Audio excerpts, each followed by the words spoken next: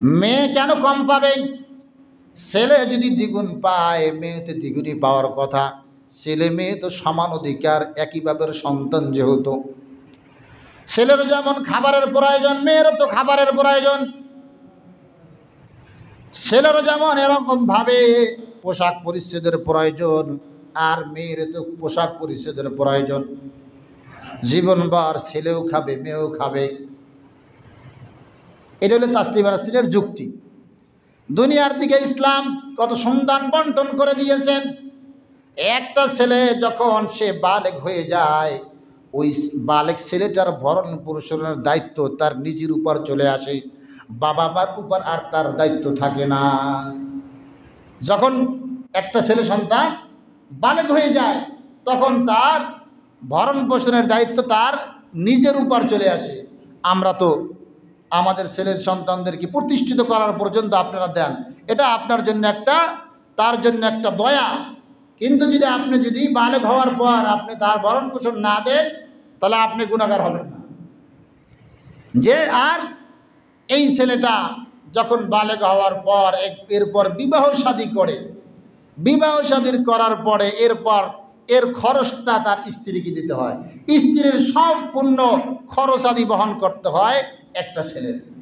তো তার জীবনের এই দুইটা খরচ, প্রথমে তার বালেগ হওয়ার পর নিজের খরচ নিজেকেই চালাইতে হয়, আর দ্বিতীয়ত বিবাহ শাদী করার পর তার স্ত্রীর ভরণ পোষণ সব এই ছেলেটাকেই দিতে হয়।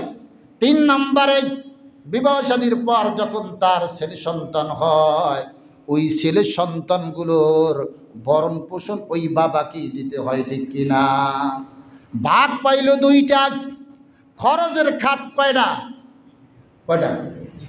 3টা খরচের খাত। এক তো নিজের খরচ, দ্বিতীয়ত স্ত্রীর খরচ, আর তৃতীয়ত তার সন্তানদের খরচ। ভাগ পাইল 2টা, খরচের খাত কয়টা? খরচের খাত হইল 3টা। আর একটা কন্যা সন্তান বিবাহ দেওয়ার আগ পর্যন্ত তার বাবার দায়িত্ব, কর্তব্য এই মেয়েটাকে লালন পালন করা, ভরণ পোষণ দেওয়া, পোশাক আশাক সব কিছু দেওয়া। যখন বিবাহ শাদী হয়ে যায়, স্বামীর ঘরে যখন চলে যায়, স্বামীর দায়িত্ব হলো মরণ পর্যন্ত তার জীবনের সব কিছু দেখভাল করা তার স্বামীর। অর্থাৎ ওই মেয়ের আর খরচের কোনো খাত নাই। আছে নাকি? ভাগ পাইল কয়টা? মেয়ে ভাগ পাইল একটা, খরচের খাত নাই একটাও। ইসলাম তাকে কোনো কম দিছে না বেশি দিছে? কি বলেন? ইসলাম বেশি দিছে বরং। আর তারা বলে যে আমাদের কি ইসলাম কম দিয়েছে? নাউজুবিল্লাহ। কোরআন আমাদের উপর বৈষম্য করেছে, এটা তাদের শয়তানি যুক্তি ছাড়া আর কিছুই না। এমনি ভাবে এই নারীরা বর্তমানে নারীবাদী, এগুলো হলো পতিতালয় বড় হয়েছে, এই জন্য এদের কোনো জ্ঞান নাই, না আছে কোরআন হাদিসের কোনো জ্ঞান। এরা তো কোরআনের কোনো একটা শব্দ উচ্চারণ করে পড়তে পারবে না। পারবে? কি বলেন? আপনার জানা মতে, ধারণা মতে পারবে? পারবে না। এই না জানার কারণেই, না পারার কারণেই আমাদের নারীদেরকে তারা এরকমের উস্কানি দিতেছে। কিছু অবুঝ নারীরা মনে করবে ঠিকই তো কইতেছে, একই বাপের সন্তান, এই যদি 2 ভাগ পায় আমি কেন পাবো না? যে আবার তারা এরকম একটা, তাদের এই যে দাবিগুলোর মধ্যে একটা তারা দাবি করছে যে কোনো পুরুষ যে 4টা বিবাহ করে, একাধিক বিবাহ করে, মহিলা কেন পারবে না? মহিলাকেও 4টা বিবাহ অধিকার দিতে হবে, অথবা পুরুষরা একাধিক বিবাহ করতে পারবে না। অথচ আল্লাহ সূরা নিসার ভিতরে বলেন, ফানকিহু মা তাবা লাকুম মিনান নিসাই মাসনা ওয়া সুলাসা ওয়া রুবা। তুমি 1 করতে পারো, 2 করতে পারো, 3, 4 পর্যন্ত তুমি বিবাহ করতে পারবে। আচ্ছা আপনারা বলেন তো, একজন পুরুষ যদি 4টা বিবাহ করে, একত্রে যদি 4 স্ত্রী থাকে, 4টে বাড়ি করে দিল, 4 জায়গায় রাখলো, এখন যদি 4 স্ত্রীর সাথে মেলামেশা করার পরে 4 স্ত্রীর বাচ্চা হয়, এই বাচ্চারা বাপের নাম বলতে পারবে তো? কি বলেন? পারবে না? কেন পারবে না? স্ত্রী 4 জন, 4 স্ত্রীর বাচ্চা হয়েছে, বাচ্চারা বাপের নাম বলতে পারবে কি পারবে না? আর যদি 4 জন পুরুষের একটা স্ত্রী থাকে, আর যদি বাচ্চা হয়, এই বাচ্চা, এই 4 জন পুরুষের কার নাম বলবে? কার বাচ্চা? কি বলে? পারবে? এই যে বাচ্চাটা হইল, এই 4 জনের সাথে যদি বিবাহ হয় একটা মহিলা, এই মহিলা যদি 4 জন স্বামী রাখে, স্বামী রাখার পর এই মহিলার যদি গর্ভে বাচ্চা আছে, এই বাচ্চাটা হওয়ার পর ওর বাপ কয়জন? 4 জন না 1 জন? 1 জন। তোর বাপের পরিচয় পাবে নাকি? ইসলাম আপনাকে আমাকে এত সুন্দর ব্যবস্থাপনা দিয়েছে, কিন্তু দেখা যায় নাস্তিকরা এই ইসলামের উপর এরকমের আঘাত হানার জন্য, ইসলামকে এরকমের মিটিয়ে দেওয়ার জন্য পশ্চিমা বিশ্ব এরকমের মাঝে মধ্যে এই নাস্তিকদেরকে উস্কে দেয়। আর একটা বিষয়, যে আমাদের মহিলাদের যখন প্রত্যেক মাসে মেন্স হয়, এই মেন্সের সময় স্ত্রী ব্যবহার করা নিষেধ। আল্লাহ তাআলা কোরআনে বলছেন হারাম।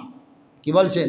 আল্লাহ বলেন 2 নম্বর পারা, ইয়াসআলুনাকা আনিল মাহিদ কুল হুয়া আযান ফা'তাজিলুন নিসাআ ফিল মাহিদ। যে যখন মহিলাদের প্রত্যেক মাসে যখন মেন্স হয়, মেন্স হওয়ার সময় 3 দিন থেকে নিয়ে এরকমভাবে 10 দিন পর্যন্ত মহিলাদের এই অসুখটা হয়, এই রকমভাবে এই মহিলাদের সাথে এই 3 দিন বলেন, 5 দিন বলেন, 7 দিন বলেন, 10 দিন বলেন, এই সময় স্ত্রী ব্যবহার করা নিষেধ। নিষেধ করছেন কে? আল্লাহ নিষেধ করছেন। আর এই বদমাশটা কি বলে? যে এটা একটা কুসংস্কার, ব্যবহার করলে করতে পারবে। সকলে বলে নাউজুবিল্লাহ। আল্লাহ বলেন ইয়াসালুনাকা আনিল মাহিদ কুল হুয়া আযান ফা'তাজিলুন নিসাআ ফিল মাহিদ। এলাটি জানেন না? ইয়াসালুনাকা আনিল মাহিদ কুল হুয়া আযান ফা'তাজিলুন নিসাআ ফিল মাহিদ ওয়ালা তাকরাবুহুন্না হাত্তা ইয়াতহুরনা ফাইদা তাতাহহারনা ফাতুহুন্না মিন হাইতু আমারাকুমুল্লাহ ইন্নাল্লাহা ইউহিব্বুত তাওয়াবিনা ওয়া ইউহিব্বুল মুতাতাহহিরিন। যে বিশ্বনবী জনাবে মুহাম্মদ রাসূলুল্লাহ সাল্লাল্লাহু আলাইহি সাল্লামের কাছে এরকমের তারা জিজ্ঞেস করতেছে, ওই সময়কার লোকেরা, ইয়াসালুনাকা আনিল মাহিদ, আপনি হায়েজ সম্বন্ধে বলেন। আল্লাহ তাআলা নবীকে বলেন, হে নবী আপনি বলে দিন, কুল হুয়া আযান, ওই সময়টা বড় কষ্টের সময়, ফাতাজিলুন নিসাআ ফিল মাহিদ, ওই সময় তাদের কষ্ট, ওই সময় তাদের থেকে বিরত থাকো। ওয়ালা তাকরাবুহুন্না হাত্তা ইয়াতহুরনা, তারা পবিত্র না হওয়া পর্যন্ত তাদের নিকটবর্তী হইও না। অর্থাৎ একত্রে খাইতে পারবেন, চলতে পারবেন, শুইতে পারবেন, কিন্তু মেলামেশা করা যাবে না। যে এইরকমভাবে এই নারীবাদীরা আর একটা প্রস্তাব দিয়েছেন যে বাল্য বিবাহ। কি বিবাহ? বাল্য বিবাহ। বাল্য বিবাহর ব্যাপারে আপনাদের এত মাথা কামড়ায়, যেই যে 12 বছরের মেয়েটা 14 বছরের ছেলেটাই যে নিয়ে ভাইগে গেল, এ ব্যাপারে কোনো কথা নাই দিক। এ ব্যাপারে বুদ্ধিজীবীদের কোনো বুদ্ধি তাদের মাথায় আর থাকে না, যে এই বাল্য প্রেম যে করে, এই প্রেমের ব্যাপারে বড় কেন আইনের ব্যবস্থা কেন করা হয় না? যে ইউরোপের ভিতরে এরকমের আছে যে কোনো মেয়ে কোনো ছেলে যদি নিজেদের একমত হইয়া কোনো এরকমের জেনা ব্যভিচারে লিপ্ত হয়, তাহলে কোনো অসুবিধা নাই, তাহলে কোনো অসুবিধা নাই। আমাদের দেশটাকেও এই রকমের বানাইতে চায় এই রকমের গুটি কয়েক নাস্তিক, যারা এরকমের টানবাজারে বড় হয়েছে। টানবাজারের নাম শুনছেন আপনারা? কোন জায়গায় কোন তো? কোথায়? নারায়ণগঞ্জের টানবাজার আছে, পুঁথিতলায় আছে, যেইখানে তারা বলে যে আমরা হইলাম যৌনকর্মী। নাউজুবিল্লাহ। কি করবি? এরা হলো বেশ্যা। এরা হলো কি? পুঁথিতলায় তারা বেশ্যা। বেশ্যা শব্দটা একটা খারাপ শব্দ। এই শব্দটাকে কত সুন্দর একটা ভালো শব্দে ব্যবহার কইরা মানুষদেরকে বোঝায় যে আমরা হইলাম যৌনকর্মী, আমাদের এই অধিকার দিতে হবে, সেই অধিকার দিতে হবে। যেমন একজন দিনমজুর শ্রমিক, যে রকমের রিক্সা চালক, ভ্যান চালক, উনি তো শ্রম দেয়, উনিও একজন শ্রমিক। আর ওই পুঁথিতলায় ওই রকমের যারা পুঁথিতলায় থাকে, এরা নাকি যৌনকর্মী। সকলে বলে নাউজুবিল্লাহ। ওরা একটা বিষয় আলোচনা করতে এই ডক্টর ইউনূসের কাছে, এরকমের ইউনূস সাহেব উনি তো সব দেশের সাথে সম্পর্ক আছে না নাই? উনি তো এরকমভাবে যে যেই সমস্ত কান্ট্রিতে বড় হয়েছে ওনার তো ওঠা বসা খোলামেলা, ঠিক কিনা? উনি মহিলাদের সাথেও এরকমের কোলাকুলি করতে দ্বিধাবোধ করবে না। আপনার স্ত্রীকে, আমার স্ত্রীকে আর একজন পরপুরুষের সাথে, এমনকি ছেলে যদি বড় হয়ে যায় তাও তো মা তার ছেলেকে এরকমের আগলিয়ে নিতে সে ইতস্তবোধ করবে, করবে কি করবে না? আর উনি তো দেখলাম কয়েকদিন আগে এরকমভাবে এক কোন দেশে জানা গেছে এরকমের একজন পোপ মারা গেছে, ওইখানে গিয়ে আর এক মহিলাকে এরকম জড়াইয়ে ধরছে। উনি মনে করেন স্বাধীন, সব কি কোনো ব্যাপার না। তো ওনার কাছে যে এই প্রস্তাবটা যারা দিল, ওনার কাছে এরকমের কীভাবে সাহস পাইল এরকম একটা প্রস্তাব দিতে যে আমরা এই এই দাবিগুলো চাই? তো ওনাকে সাধারণ জনগণ অনেকেই মনে করে খুব ভালো ইউনুস সাহেব আসছে, নারীর চাইতে পুরুষ আসছে, তো বেশ ভালো হবে। তো উনি এই ভালো করতেছে নাকি? এটা কি ভালো হবে না খারাপ হবে? যে খারাপ হবে যে যৌনকর্মীদেরকে যদি এরকম সুযোগ দেওয়া হয়, যৌনকর্মীরা এই যে পুরুষদেরকে জ্বালাইয়ে ভালো রাখবে না খারাপ বানাইবে? খারাপ বানাই ফেলবে। এই জন্য ইসলাম আমাদেরকে অনেক অধিকার দিয়েছে যেটা আমরা কোরআনের ভিতরে পাই, কিন্তু আমরা বুঝি না যে আমাদেরকে কত, যারা পরিপূর্ণ ইসলাম মানে, যারা পরিপূর্ণ ইসলাম মানে, বিশ্বনবী জনাবে মুহাম্মদুর রাসূলুল্লাহ সাল্লাল্লাহু আলাইহি ওয়াসাল্লামের কন্যা ফাতেমা রাদিয়াল্লাহু তাআলা আনহাকে যখন বিবাহ দেন, আলী রাদিয়াল্লাহু তাআলা আনহুর কাছে বলে, হে আলী, তোমার কাজ হইল বাহিরের আর ফাতেমার কাজ হইল ঘরের। ফাতেমার কাজ কোথায়? ঘরের। নারী পুরুষের যে আল্লাহ তাআলা সৃষ্টি করছেন, দুইজনের শরীরের কাঠামো কি এক? কি বলেন? পুরুষের হাড্ডি গোস্ত নরম না শক্ত? কি বলেন? কথা বলে না, শক্ত। আর নারীদের নরম। তো নারী পুরুষকে আল্লাহ তাআলা সৃষ্টি করছেন আলাদাভাবে, তার সৃষ্টির উপাদানে কিন্তু আলাদা সিস্টেমে আল্লাহ তাআলা তৈরি করছেন। এখন যদি বলি যে আমরা নারীর অধিকার, আমাদের সমান অধিকার লাগবে, যেমন আবার তাদের এরকমের একটা তাদের যে বাংলাদেশে সংসদ গঠন করার জন্য যেগুলো আসন আছে ওনাদেরকেও এরকমের সমানভাবে আসন ওনারা চায়। ওনারা এমনভাবে আসন চান যে ওনারা একেবারে প্রত্যেকটা পুরুষের সাথে ঘষা মাজা করতে পারে ভালোভাবে। যৌনকর্মী আমাকে বাজারের আশপাশেও আছে কিছু, যে আপনাদের এরকমের শ্রম দেয়, আপনারা তাদেরকে পারিশ্রমিক দেবেন। কি কন? চোখে বাজে না? যে এরকমের সামনে পড়লে ঝাড়ু দিয়ে পিটাইবেন, ঝাড়ু দিয়ে।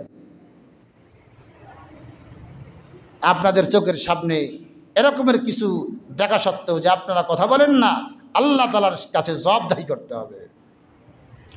যেমনিভাবে আল্লাহ রাব্বুল আলামিন যে কোরআনুল কারীমের ভিতরে নারীদের যে মর্যাদা দিয়েছেন, যে এই জন্য আল্লাহ রসুলের এক হাদিস, আল জান্নাতু তাহতা আকদামিল উম্মাহাত, যে যে মায়েদের পায়ের নিচে সন্তানের জান্নাত। তো ইসলাম সর্ব জায়গায় মায়েদেরকে এরকমের মর্যাদাশীল বানাইছেন কি বানান নাই? প্রত্যেকটা জায়গায় নারীদেরকে সম্মান দিয়েছেন। নারীর এরকমের অধিকার, ঘরের ভিতরে সে কাজ করবে, সন্তান আদি লালন পালন যতটুকু সম্ভব করবে, তার বাহিরের কোনো চিন্তা নাই। বাজার লাগবে, ফোন করলো আমার এইটা লাগবে ওইটা লাগবে। সব পুরুষ, আপনাদের এলাকার সব মহিলারাই কি চাকরি করে? কি বলেন? তো চাকরি না কইরা এরা কি একদিনও না খাইয়ে রয়েছে? বাজার কম খায় নাকি? তারা সমান অধিকার যে চায় না যে তুমিও যখন যেমন বাজারে যাইয়া এই চায়ের দোকানে 10 জনের সাথে বইসা তুমি যেমন চা খাও, যেমন আমার সকালে 2 বার চা খাওয়া হয়ে গেছে, আমার স্ত্রী তো একবারও চা খায় নাই বাজারে আইসা। এখন এই সমান অধিকারটা সে চাইবে। কি বলেন? তাহলে আমি যেই বয়ান করতেছি এই বয়ানটাও তার করতে হইবে। এরকম একটা ঘটনা শুনছিলাম, ঘটনাটা এরকম বলা ঠিকও না, তারপরেও বলি যে এক মহিলা পুরুষের কাছে বলতেছে যে আমি তো তোমার কাছে সমান অধিকার চাই। তো সমান অধিকার, তুমি যে সমান অধিকার চাও তাহলে ঠিক আছে, তোমার একটা আমি শিক্ষা দিই, সমান অধিকার আসলে সব জায়গায় চাওয়া ঠিক না। আল্লাহ তাআলা ওইভাবেই মানুষ তৈরি করছেন। তো বলতেছে আমি একটু, পুরুষ বলতেছে তাহলে আমি একটু তোমার কান্দের উপর দাঁড়াইয়ে প্রসাব করব। কোথায়? তা কান্দের উপর যদি পুরুষ দাঁড়াইয়ে প্রসাব করবে তো পানি কি শরীরে পড়ার সম্ভাবনা আছে? নাই। পুরুষ যদি প্রসাব সিস্টেম মতো করতে পারে তাহলে সে ঘরের জানালার থেকে প্রসাব করলে বাইরে যাইবে, ঘরে এক ফোঁটাও করবে না। সম্ভব কি? সম্ভব না। আর মহিলা যদি মনে করে যে আমি জানলার পাশে দাঁড়াইয়া প্রসাব করব, প্রসাব বাহিরে যাবে, এটা কি সম্ভব? তা আপনারা যে এরকমের মহিলারা যে সমান অধিকার চায়, এই সমান অধিকার চাইলেই তারা সবটা করতে পারবে? পুরুষ কি পারবে যে 9 মাস বলেন 10 মাস 10 দিন সন্তান গর্ভে ধারণ করতে পারবে?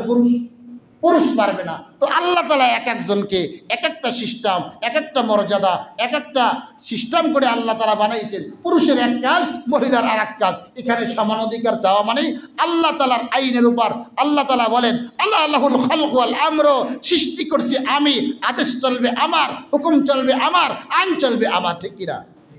কথাগুলো কার? আল্লাহ নিজে বলছেন আল্লাহুল খালক, সৃষ্টি হলো আমার, আর আদেশ নিষেধ আইন চলবে তাও আমার। এই যে ইবলিস মার্কা আইন, ইবলিসের যুক্তি আর তসলিমা নাসরিনের এরকমের কিছু লোকরাই হয়ে গেছে দেশের ভিতরে, তসলিমা নাসরিনের মতো এরকমের খোরা যুক্তি তার নারীর অধিকারের নামে আমাদের মা বোনদেরকে এরকমের লুচ্চা বানাইতে চায়, বদমাশ বানাইতে চায়, ঘর থেকে বের করতে চায়। ঠিক কিনা? এই জন্য আমাদেরকেও সচেতন হইতে হবে।